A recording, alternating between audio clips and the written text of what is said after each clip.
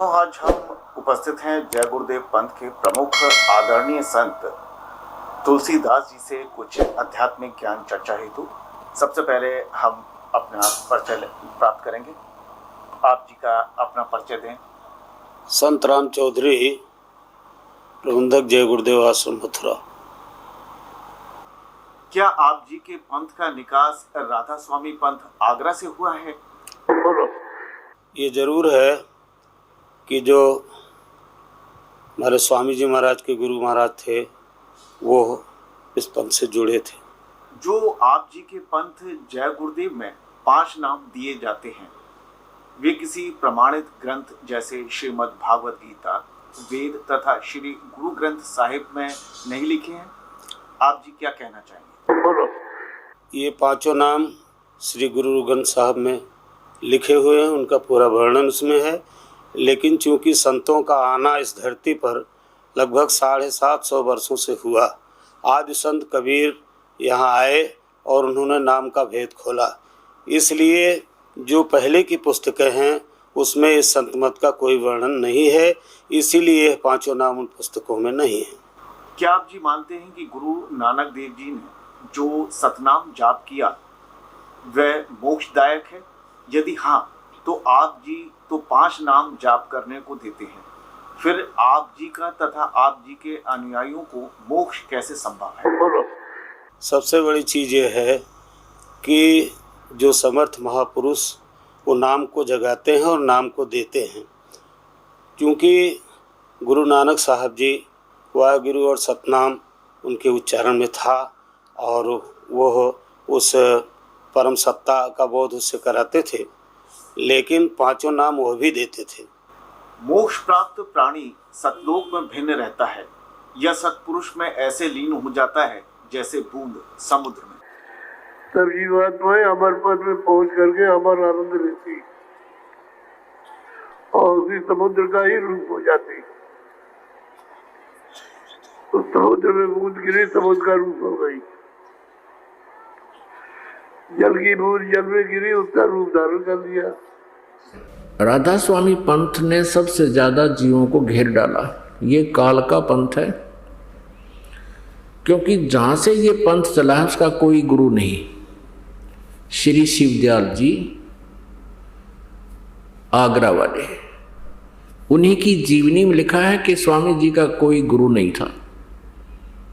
और परमेश्वर की अमृत वाणी में, सच्चिदानंद घन ब्रह्म की वाणी में और सभी संतों ने जिनने परमात्मा पाया है उनके अमृत वचनों में ये स्पष्ट किया है कि गुरु बिन माला फेरते, गुरु बिन देते दान, गुरु बिन दोनों निष्फल हैं, चाहे पूछो वेद पुराण। अब गुरु नहीं जिस व्यक्ति का, तो आगे चल के वो बहुत दुख पाता है। क्या होता है कि पिछले पुण्य इतने होते उन पुण्य आत्माओं के, जो पुण्यात्माएं किसी गुरु पद को प्राप्त कर रहे हैं, कोई संत बन गया है, ये काल का जाल है। वो पिछले पुण्यकर्मी प्राणी हैं, उनकी वचन में भी प्रभाव होता है, उनके बोलने की शैली में भी बहुत एक आम व्यक्ति से अंतर होता है। और जिस कारण से वो अपने पिछले पुण्य से, पिछली चार्ज बैटरी से, पिछले जन्म की सिद्धियों से वो बहुत सी जनता को अपने पीछे तो लगा सकते हैं, लेकिन अंत अनुयायियों का भी और स्वयं का भी बहुत बुरा होता है।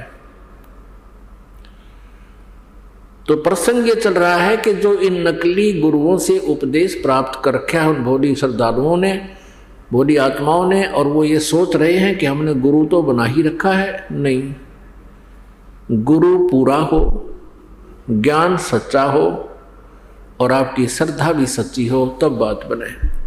अब यहाँ आपको थोड़ा सा पैरेलल एक प्रमाण देने पड़ेंगे, अन्यथा आप जी समझ नहीं सकोगे कि दास का क्या उद्देश्य है, क्यों कह रहा है और सचमुच ऐसा है भी कि नहीं। श्री शिवदयाल जी जो आगरा में हुए हैं, उनको ये लोग परम धनी और परम पूज्य, पूर्ण ब्रह्म आदि नामों से, संज्ञाओं से, उपमाओं से सब सुशोभित करते हैं। और उनका कोई गुरु नहीं था। शिवदयाल जी से राधा स्वामी पंथ ब्यास से प्रारंभ हुआ, जो श्री जयमल सिंह जी ने वहां प्रारंभ किया। श्री जयमल सिंह जी को कोई आदेश नहीं था शिवदयाल जी का कि तू वहां कोई नारा सांग जोड़ ले, क्योंकि सन 1878 में शिवदयाल जी की मृत्यु होगी। सन 1889 में श्री जयमल सिंह जी फौज से रिटायर हुए, मिलिट्री से। उन्होंने अपना मनमुखी ब्यास में डेरे का लठ गाड़ दिया और उनको कोई आदेश नहीं था। प्रथम तो शिवदयाल जी का कोई गुरु नहीं था, उनके पास यथार्थ मंत्र नहीं थे, उनका कोई यथार्थ ज्ञान नहीं था, जिस कारण से वो स्वयं भी अपना जीवन व्यर्थ कर गए और करोड़ों इन भोले श्रद्धालुओं को मिसगाइड करने का वो पाप भी साथ ले गए। अब थोड़ी सी झलक दिखाते हैं इस राधा स्वामी पंथ की और इससे निकली हुई ब्रांचों की। पहले तो थोड़ा सा मौखिक बताते हैं इस पंथ के बारे में। श्री शिवदयाल जी ये एक खत्री परिवार से थे और आगरा में रहते थे। इनके घर पर इनके माता पिता जो थे वो श्री तुलसी साहेब हाथरस वाले के शिष्य थे और ये शिवदयाल जी भी उस तुलसी साहेब हाथरस वाले के वचनों को घर पर सुना करता था। फिर ये क्योंकि ये पश्चिमी पाकिस्तान में इनका घर था और वहाँ गुरु ग्रंथ साहिब की बहुत वाणियाँ चला करती थी, तो ये गुरु ग्रंथ साहिब का पाठी भी रहा है। और आगरा में गुरुद्वारा था, उसके अंदर निर्मले साधुओं का, जो नानक साहिब जी के पुत्रों ने एक निर्मला पंथ चला रखा। उस गुरुद्वारे में जाकर के ये वहाँ वाणी पढ़ा करता था और उस संत था एक, उस गुरुद्वारे में उससे भी ज्ञान प्राप्त किया करता था। उससे शब्द और सुरत का इसने ज्ञान सीखा जैसा उसने पता था। फिर कुछ अपनी अटकल, कुछ दूसरों से सुना सुनाया खिचड़ी ज्ञान, ये स्वयंभू संत बन बैठा। उसके बाद इसने कई घंटों तक साधना की, कई कई दिन तक बैठा रहता, कई कई दिन बाहर नहीं निकलता। कोठे में कोठे यानी गुफा सी में जा करके वहाँ साठियोग किया करता था, जो किसी भी संत मते में या किसी भी संत ने ऐसी क्रियाएं नहीं की। उसके बाद क्या हुआ कि आगरा से ही एक पंथ निकला है, जय गुरुदेव मथुरा में। ये वही 5 नाम देते हैं जो काल के हैं, जो मोक्षदायक नहीं है। और वहीं से एक पंथ, एक व्यक्ति ने, जैसे राम सिंह जी थे जुई गांव के, हरियाणा के, और राम सिंह जी के शिष्य थे एक ताराचंद जी जो जनोद गांव में। उन्होंने अपना अलग राधा स्वामी पंथ का एक आश्रम बना लिया। उसी आगरा से ही एक पंथ निकला, अभी बताया आपको, श्री जयमल सिंह जी, जिन्होंने स्वयंभू संत बनकर ब्यास में एक डेरा स्थापित कर दिया। जयमल सिंह जी के शिष्य हुए श्री सावन सिंह जी। श्री सावन सिंह जी के शिष्य थे श्री बलोचिस्तानी शाह मस्ताना, जिसका वास्तविक नाम था श्री खेमामल। वो बलोचिस्तान के रहने वाले थे। और एक कृपाल सिंह जी, ये दोनों शिष्य उत्तराधिकारी समझते थे अपने को, श्री सावन सिंह जी के उत्तराधिकारी समझते थे। लेकिन श्री सावन सिंह जी ने इन दोनों को अपना उत्तराधिकारी नहीं बनाया। उन्होंने श्री जगत सिंह सरदार जी को अपना उत्तराधिकारी बना दिया। तो ये दोनों वहाँ से विमुख होकर, गुरुद्रोही होकर इन दोनों ने श्री खेमामल जी अर्थात श्री बलोचिस्तानी शाह मस्ताना जी ने डेरा सच्चा सौदा सिरसा में अलग से स्थापना कर दी। और फिर वो जो श्री खेमामल सिंह जी अर्थात बलोचिस्तानी शाह मस्ताना जी अंत में इंजेक्शन रिएक्शन होने से अचानक मृत्यु को प्राप्त हो गया। वो किसी को गद्दी नसीब नहीं बना के गया। उसका जो उत्तराधिकारी संगत ने चुना उसके साथ काफी संघर्ष रहा श्री सतनाम सिंह जी। दूसरा एक और अपने आप को उत्तराधिकारी समझता था, लेकिन अंत में इनके कई दिन झमेले पड़ गए। सतनाम सिंह तो बना दिया सिरसा का उत्तराधिकारी, यानी गद्दी बैठा दिया एज ए मैनेजमेंट करने वाला, और दूसरे ने जाकर जगमाल वाली बना लिया अपना अलग। वहाँ भी लाखों व्यक्ति उसके साथ लगे हुए। अब ये समझ लेना पुण्यात्माओं, जो जहाँ भी फंसा है उसके लिए एक आगाह किया जा रहा है उसको कि तुम कहाँ हो, अपनी स्थिति से स्वयं परिचित हो जाना। उसके बाद श्री कृपाल सिंह जी जो सावन सिंह जी के शिष्य थे बागी, उन्होंने स्वयंभू संत बनकर दिल्ली में अपना अलग से मार्ग चला लिया। उस कृपाल सिंह जी का एक शिष्य बागी हो गया ठाकुर सिंह, उसको गद्दी मिली नहीं दिल्ली की, उसने अपने दर्शन सिंह को दे दी। वो अलग उसने नारा सांग जोड़ दिया। ये बड़ी आत्माओं ने भगवान की जरूरत है, आवश्यकता है, इनको कोई वह काले दो चार बात अलग से जानता हो और जिसमें नाम भगवान का आता हो, क्योंकि आत्मा भगवान को परमात्मा को उसी दिन से खोज रही है जिस दिन से ये उससे विमुख हुई है। इस पर गलती बनी हुई है।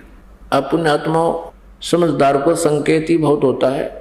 अब श्री शिवदयाल जी की के दुर्गति हुई उस साधना से जो अन्य सभी भक्त कर रहे हैं, उसके अनुयायी कर रहे हैं, तो इससे आपको सहज में आसानी से निर्णय हो जाएगा कि अन्य का क्या होगा। जब उनके मुखिया की ऐसी दुर्गति हुई, वो प्रेत बना, अपनी शिष्या बुक्की में बोलने लगा, फिर उसी तरह हुक्का पीने लगा, जो पहले की तरह भोजन खाने लगा, और किसी उसके जो शिष्य थे कोई उन पर आपत्ति आ जाती तो उस बुक्की के सामने खड़ा होकर उस प्रेत से प्रश्न करते, वो प्रेत उत्तर देता। तो पुण्यात्माओं अनमोल मनुष्य जीवन उसने अपना भी बर्बाद कर लिया और करोड़ों जीवों को और काल के मुंह में फंसा कर चला गया। अब गलत साधना करने से, शास्त्र विरुद्ध साधना करने से head of the department of Radha Swami, chief of the Radha Swami पंथ श्री शिवदयाल जी की के दुर्गति हुई। पहले ये दिखाते हैं आपको, उनका कोई गुरु नहीं था। और परमेश्वर अपनी वाणी में कहते हैं, गुरु बिन माला फेरते, गुरु बिन देते दान, गुरु बिन दोनों निष्फल हैं, जे पूछो वेद पुराण। श्री शिवदयाल जी 5 नाम दान करते थे, ओंकार, निरंकार, ज्योति निरंजन, सोहम और सतनाम। ये इकट्ठे जाप करने हैं, इकट्ठे जाप करने हैं। जैसे ओंकार, निरंकार, ज्योति निरंजन, सोहम, सतनाम। सतनाम भी एक जाप करने का यूँ बताते हैं। तो इनकी बुद्धि कति गामजारी है, कति कंडम थे ये लोग। बालक भी अच्छा ज्ञान रखते हैं इनसे, जो इनका ज्ञान आपको दिखाएंगे। और ये बन गए संत, अंधों में अंधे ही मुखिया बन गए। और परमात्मा कहते अंधे की बाँ गई अंधे ने, ये मार्ग कौन बतासी। अब देखो श्री शिवदयाल जी की के दुर्गति हुई, जिसने राधा स्वामी पंथ का प्रवर्तक कहा जाता है, जिसने यो इतना बड़ा जन समुदाय डुबो दिया। देखिएगा उनका जीवन चरित्र। जीवन चरित्र स्वामी जी महाराज, राधा स्वामी ट्रस्ट, स्वामी बाग से। राधा स्वामी दयाल की दया, राधा स्वामी साहे, जीवन चरित्र स्वामी जी महाराज। लेखक लाला प्रताप सिंह सेठ, प्रकाशक राधा स्वामी ट्रस्ट, स्वामी बाग आगरा। ये देखिए, ये है श्री शिवदयाल जी। इनके बारे में क्या लिखा है, परम पुरुष पूर्ण धनी आदूर स्वामी जी महाराज, राधा स्वामी ट्रस्ट, स्वामी बाग आगरा से प्रकाशित है। मुद्रक है अर्पण प्रिंटरी, राधा स्वामी चैम्बर, भालेज रोड, आनंद। अब दिखाते हैं स्वामी जी का कोई गुरु नहीं था। ये देखिएगा पृष्ठ 28 पे, जीवन चरित्र स्वामी जी महाराज, पृष्ठ 28 पे। स्वामी जी महाराज का कोई गुरु नहीं था और न किसी से उन्होंने परमार्थ का उपदेश लिया। ठीक, और फिर इसकी क्या दुर्गति हुई ये देखिएगा पृष्ठ नंबर 78 पे, पृष्ठ नंबर 78 पे, ये वचन नंबर 71 71 है। अब बुक्की जी का कि जो सिब्बो जी की छोटी बहन थी, थोड़ा सा हाल लिखा जाता है। यह सिब्बो जी से कुछ अरसे बाद स्वामी जी महाराज के चरणों में आई थी। जब इन्होंने कुछ दिन सत्संग किया और वचन स्वामी जी महाराज के सुने और वे वचन हृदय में समा गए, तब इनके प्रेम की हालत अजीब थी कि जब स्वामी जी महाराज वचन या अर्थ पोथियों का करते तब इनकी आंखें सुर्ख अंगारासी हो जाती थी और आंसू बराबर टपकते रहते थे। ये तो किसी में प्रेत हो ना, उसके लक्षण होते हैं। और बहुत देर तक यानी घंटों उन वचनों का नशा बना रहता था। वह पड़ी रहती थी बेहोश, जैसे आप देखते हो जिसमें प्रेत आ रहा है वो पड़ा रहा, आँख लाल हो जाती है। तो स्वामी जी महाराज कथा से फुर्सत पाकर हुक्का पीते थे। अभी शिवदयाल जी हुक्का पीता था, या अभ्यास का रस लेते हुए या कथा कहने बैठते तो बुक्की जी महाराज के चरणों का अंगूठा मुंह में रखे हुए घंटों चरणामृत का रस लेती रहती थी। और जब कोई मत्था टेकने के वास्ते हटाना चाहता तो वे चरण नहीं छोड़ना चाहती थी। तब मत्था टेकने वाले से कह दिया जाता था कि तुम दूसरे चरण पर मत्था टेक लो। अब राधा स्वामी पंथ के श्रद्धालु किसी अन्य से पूछते हैं, वो कहते हैं कि क्या तुम्हारे गुरुजी चरण छुआते हैं?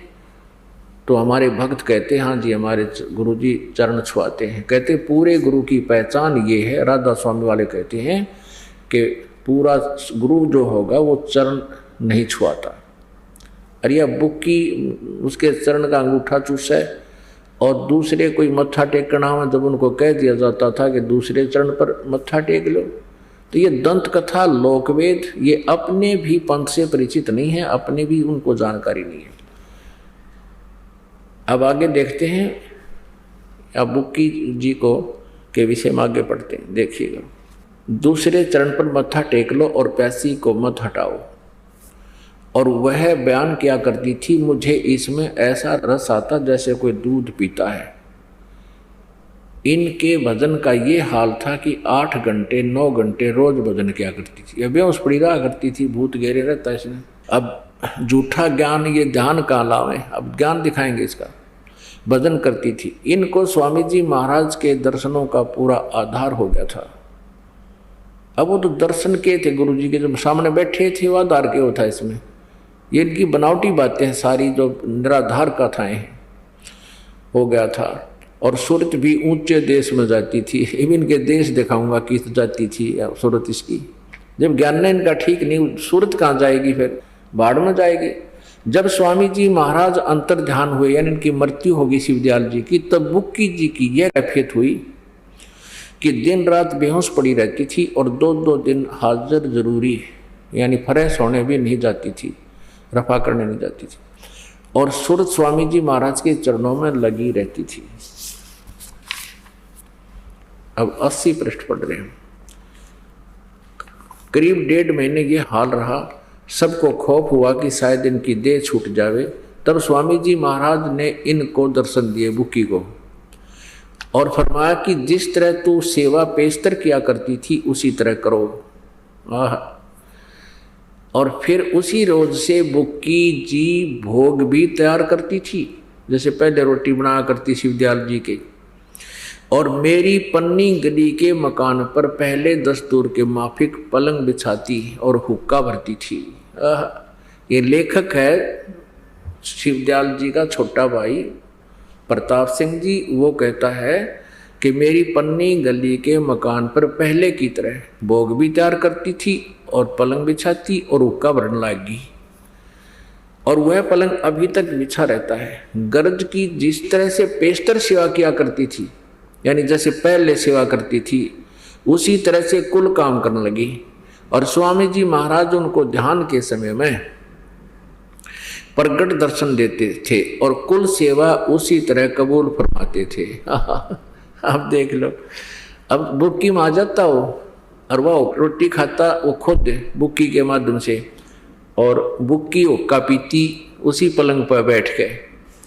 यानी शिवदयाल जी बुक्की में प्रवेश होकर पहले की तरह कुल सेवा उसी तरह कबूल फरमाते थे, जैसा कि अंतर ध्यान होने के पेशतर यानी पहले करते थे। अंतर ध्यान होने से पहले रोटी भी खाता था, वो हुक्का भी पिया करता, वो खाना खा के फिर उस बुक्की में आ गया। फिर वो बुक्की लड़की खाना बनावे अब पे खावे, उसमें भूत खावे, और हुक्का पियो पहले ना पीती थी, फिर हुक्का पीने लगी। वो भूत बनकर शिवदयाल जी राधा स्वामी पंथ के मुखिया उसमें प्रेत बनकर आगे अपनी शिष्या बुक्की में, और हुक्का उसी तरह हुआ हुक्का पीवे उसके माध्यम से और रोट खाना खावे। और बुक्की जी को महाराज उनके आखिरी दम तक प्रगट रहे, उसमें वह मरी इतने उसका माए बड़े रहे, प्रवेश रहे भूत। यहाँ तक कि जिस किसी को जब कोई बात स्वामी जी महाराज से अर्ज करनी होती थी तो वे बुक्की जी के जरिए से दरियाफत कर लिया करते थे। अब मान लो किसी ने प्रश्न करना था स्वामी जी से, बुक्की के सामने बोलते, वो भूत बोलता फिर बुक्की में, शिवदयाल जी तरह गजब भैया। यानी बुक्की जी अभ्यास के समय स्वामी जी महाराज को प्रकट करके हम कलाम हुआ करती थी, क्योंकि बुक्की जी स्वामी जी को ध्यान के समय प्रकट कर लेती थी और फिर बोला करती थी। या इनकी अपनी बनावटी बात है, जिस तरह ये क्रिया हो रही है ये बिल्कुल भूत उसमें बोला। आगे देखना, इस नियाजमंद को भी जब कभी भीड़ के समय में घबराहट होती थी और किसी तरह से अकल काम नहीं देती थी, यानी कोई आपत्ति आ जाती थी, जी घबराता था, तो तब बुक्की जी के जरिए से स्वामी जी महाराज का हुक्म लिया करता था। बुक्की जी में इंटरनेट लग गया फिर, और जो उसके भाई में ना लग गया या ओरा में ना लग गया, वो भूत आ गया उसमें प्रवेश हो गया और उसमें बोलने लग गया जैसे आम भूत बोलते हैं। जैसे ब्रह्मा कुमारी पंथ है एक भूत का चलाया हुआ है, उसी तरह वो बोलता हा करके ऐसे ये बोलने लग गया इसमें। तब बुक्की के जरिए से स्वामी जी महाराज का हुक्म लिया करता। ये लेखक कह रहा है, लेखक उसका छोटा भाई शिवदयाल जी का। और जैसा हुक्म होता था उसी के मुवाफिक बंदा कारबंद होता था। तो इसके इस प्रताप सिंह में क्यों ना हम कलाम हुआ, बुक्की हम कलाम हुआ थी, ये भूत बोला था इसमें। अब कहते हैं जैसा भी हुक्म होता था उसी तरह मुवाफिक बंदा कारबंद होता था, यानी जो आदेश होता उस भूत का, वो लेखक कहता मैं उसी के आदेश अनुसार आगे क्रिया करता था। और इसी तरह राय साहब यू साल्यग्राम जिसने राधा स्वामी पंथ अलग से लटकाट दिया इसी के प्रेजेंस में, वो भी उसने भी मौज की थी कि बुक्की जी के जरिए से 2-4 बार हुक्म हासिल किए थे। सारे जीवन में 2-4 बार हासिल किए, पता लगे भूत बोल रहा इसमें। फिर यो अपने आत्माओं, गरीबदास साहिब जी ने कहा है, सतगुर पुरुष कबीर हैं ये चारों युग परवाने, ये झूठे गुरुआ मर गए हो गए भूत मसान। ये झूठे गुरु से भी भूत बन जाते हैं और केवल कबीर परमेश्वर जी ये चारों युगों में आते हैं। इनका ये प्रमाण है। सतयुग में सत्सुकृत नाम से परमेश्वर आए थे पूर्ण ब्रह्म, त्रेता में मुनिंदर नाम से, द्वापर में करुणामय नाम से, और कलयुग में कबीर नाम से। इन राधा स्वामी पंथ वाले श्रद्धालुओं से कोई पूछने वाला हो कि ये कहते सन 1818 में इनका जन्म हुआ, इससे पहले का कोई इतिहास है इस तुम्हारे परम धनी का? ये तुम परम धनी कहते हो, इससे पहले किसी युग में आया ऐसा है कोई इतिहास? नहीं। और वेद गवाही देते हैं कि वो परमात्मा प्रत्येक युग में आता है और यथार्थ ज्ञान वह स्वयं ही अपने भक्तों को प्रदान करता है। अब आपको दिखाते हैं इन नकली पंथों का नकली ज्ञान और झूठे नाम। पुण्यात्माओं, जब तक आपके समक्ष इनके द्वारा दिए गए उपदेश और मंत्र रूबरू नहीं होंगे और फिर वास्तविक मंत्र बतावांगे किस किस संत ने कौन कौन से मंत्र जाप किए और किस पर वो प्रमाणित हैं कि उनका मोक्ष हुआ। बहुत समय से उनकी जो है ना महिमा गाते आए हैं भक्तजन। अब इनके झूठे ज्ञान की एक झलक बताते हैं आपको। परमात्मा कहते हैं झूठा ज्ञान ये ध्यान कहाँ लाओ, ये बात विदा चतुराई। ये देखिएगा एक पुस्तक है सार वचन राधा स्वामी नसर यानी वार्तिक। राधा स्वामी दयाल की दया राधा स्वामी सहाय। सार वचन राधा स्वामी नसर यानी वार्तिक, जिसको परम पुरुष पूर्ण धनी स्वामी जी महाराज ने जबान मुबारक से फरमाया है। शिवदयाल जी ने बोले हैं ये वचन जो आपके समक्ष रूबरू कराए जा रहे हैं, जो बाई इज्जत राधा स्वामी ट्रस्ट द्वारा छापी गई है। प्रकाशक हैं राधा स्वामी ट्रस्ट, स्वामी बाग आगरा। मुद्रक हैं दी कोरोनेशन प्रेस, छिल्ली ईंट रोड आगरा। देखिएगा सारवचन नसर यानी वार्तिक दफा 1 पृष्ठ 2 पे हम यहाँ इस दो दफा देखेंगे। इसमें अपने मतलब की बात पढ़ेंगे। सिर्फ काम इतना है कि इंसान यानी मनुष्य अपनी सूरत यानी रूह को उसके खजाने और निकास जहाँ से रूह आई है यानी मुकाम सतनाम और राधा स्वामी में पहुँचावे। यहाँ सतनाम को ये स्थान कहते हैं, मुकाम माने स्थान, राधा स्वामी को भी स्थान कहते हैं। अब आगे देखो सारवचन वार्तिक का भाग 1 पढ़ रहे पृष्ठ 3 पे। 1 नंबर में पढ़ा आपने, ये 1 नंबर में, ये 2 नंबर था। अब तीसरा वचन पढ़ेंगे। जितने आचार्य और महात्मा और अवतार और पैगंबर हर एक मजहब में हुए, वे सब अपने अभ्यास के जोर से अंतर में तरफ मुकाम असली के चले और सब के सब दूर स्थान तक नहीं पहुँचे। और बहुत से मंजिल एक पर, मंजिल तो आप आम आदमी समझता, मंजिल माने स्थान। यहाँ 1 का उत्तर यहाँ दे रखा है स्थान, मंजिल माने स्थान। ये देखो ये मंजिल 1, इसका उत्तर यहाँ इनका अर्थ किया है स्थान। तो ये बताया कि सिर्फ संत मंजिल यानी स्थान यानी सतनाम। संत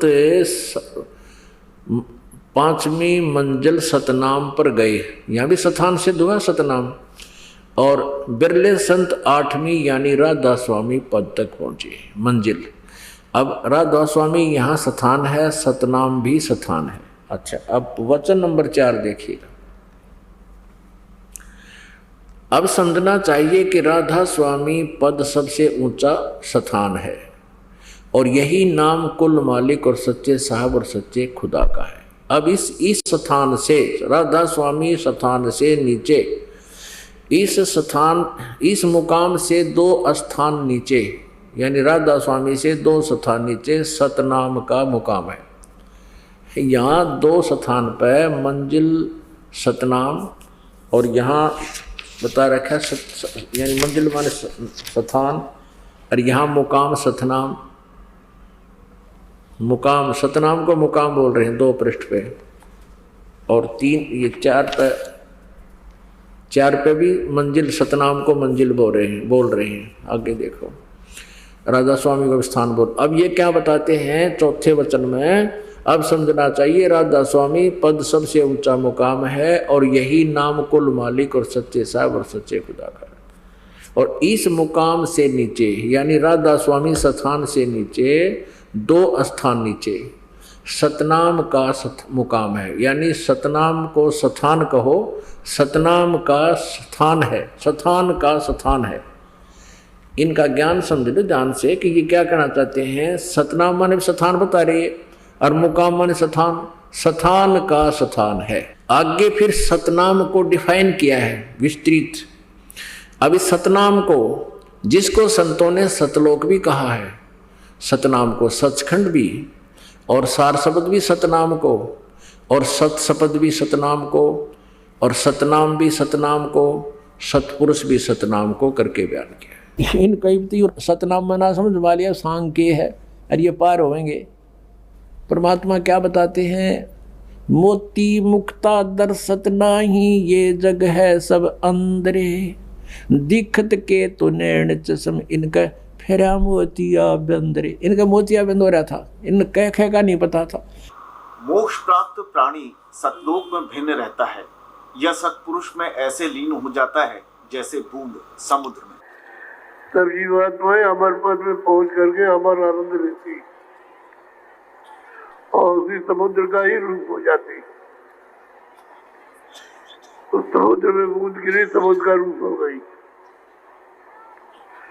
जल की बूंद जल में गिरी, उसका रूप धारण कर लिया।